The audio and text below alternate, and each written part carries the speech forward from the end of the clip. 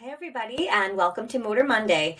It's hard to believe that OT month is almost over. I hope that my advocacy videos have shown some light on the situation that our profession is in. My name's Jamie Spencer. I'm a school-based occupational therapist for 22 years, and I'm a big advocate for school-based occupational therapists. More importantly, I hope these videos have motivated you to get involved or to get in the arena, as Brene Brown would say. Today, we're going to focus on how you can get involved in helping to create the change that our profession needs. But first, a quick recap. Here's the deal. In the United States, almost every single state education department, except for 4 states, categorize their OT professionals and PTs as non-instructional.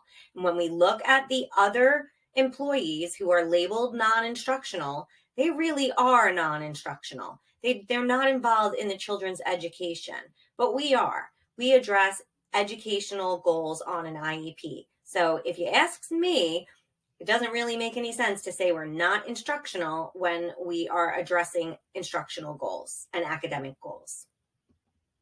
So even though federally through the Every Student Succeeds Act, we're considered related service providers, just like social workers, psychologists, and speech language pathologists, we are distinctly excluded from advancing to leadership positions in the school setting.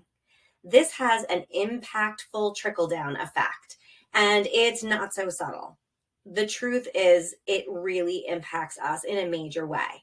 We're often treated and regarded as inferior, which limits us from really showcasing our leadership abilities, our unique skill set, and our creative talents. Sometimes we're not even hired directly. All the other related service providers are, but occupational and physical therapy professionals are often contracted instead.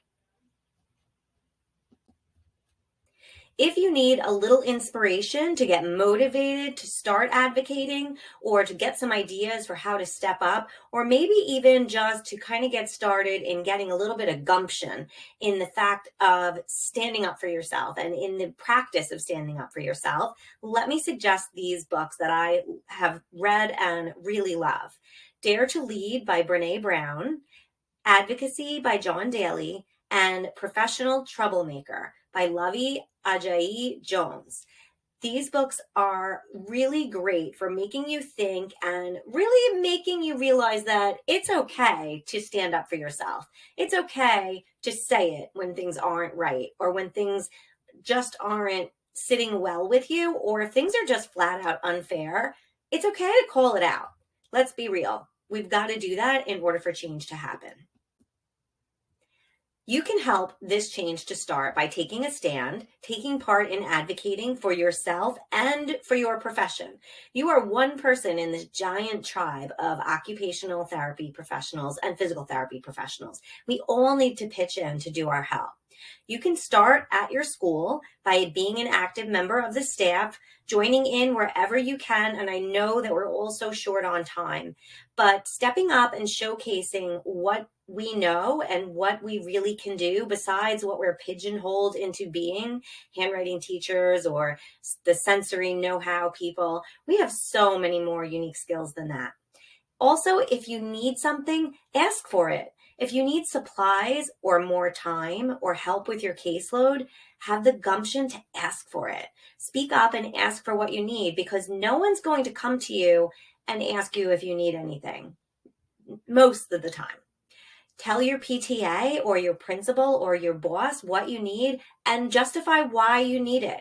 Show how you're working with their students and how you have an impact on the school community. Share your unique ideas and talents whenever you can. On a state level and a national level, join your state OT or PT association. Write them a letter about your concerns about the fact that occupational and physical therapists are not treated equally to other related service providers. Write the commissioner of your state education department while you're at it. Even use the same letter, just change the who it's to. If you need suggestions for what to write, there's a sample letter in the USA School-Based OTs Looking for Change Facebook group, which is connected to my advocacy page on the Miss Jamie OT website. I'll be giving you a QR code in a minute that you can scan to go there. But there is a sample letter that you can just print out and sign your name to. But the more letters that these key stakeholders receive, the more they're aware that it really is something that matters. So here's the QR code to my advocacy group. Please join our tribe. We need more members. We need to show the key stakeholders how many people are advocating for this change. If your state doesn't have a group yet, because we do have individual state groups as well, please consider starting one. It's not a lot of work at all. We just need to kind of get it on the table. And then we can start collecting people from your state, because each state needs to deal with their legislative issues individually. So as a whole, throughout all of the US, we're working on this change, but additionally, each state is working on it individually because each state has different laws. Numbers matter. So we need to show the key stakeholders how many people are advocating for this change. So please join the Facebook group and encourage all of your school-based occupational and physical therapy friends to join as well. It really does matter. Advocacy for school occupational and physical therapy has been a huge passion of mine for many, many years. And that's why I've kept my webinar, Changing the Face of School OT, free of charge for an entire year.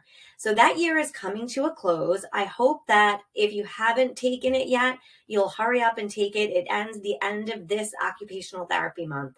You'll get free CEUs. And while the title of this webinar includes the state of New York, the information in this webinar pertains to all of the US. So if you're a school-based OT or PT professional in the US, this webinar pertains to you. And it's important for us to take advantage and to understand the information, because we need to be informed in order to advocate for ourselves and for our profession. Please share this video with your school-based occupational and physical therapy friends. Don't forget to like it, subscribe, hit all the buttons while you're watching this, because we need this information out there. Not only do we need to get our school-based occupational and physical therapy professional colleagues on board, but we need to educate the other educational staff. Many teachers and school administrators aren't even aware of these legislative inequities that have set us up to be categorized as inferior. So we need to spread the word. And if you could help me do that, I would really appreciate it. Thank you guys so much. Have a wonderful OT month, the rest of the OT month. And don't forget to take that free webinar and get your CEUs this week. Have a great day.